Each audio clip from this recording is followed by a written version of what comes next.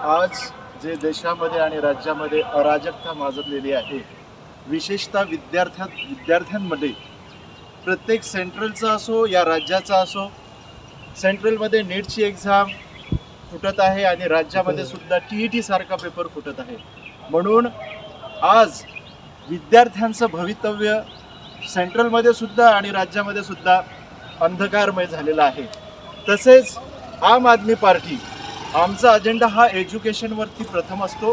म्हणून देशाच्या प्रत्येक विद्यार्थ्यांच्या मागे आम आदमी पार्टी ठामपणे उभे असून महाराष्ट्राने घेतलेला MPSCचा ऑनलाईनचा हा निर्णयसुद्धा आम आदमी पार्टी याला पूर्णतः विरोध करत असून पुन्हा MPSC ऑनलाईन व्हावी नाही म्हणून राज्यांनी काय त्याच्यावरती भूमिका घेतली याच्या प्रतीक्षेमध्ये आम आदमी पार्टी आहे.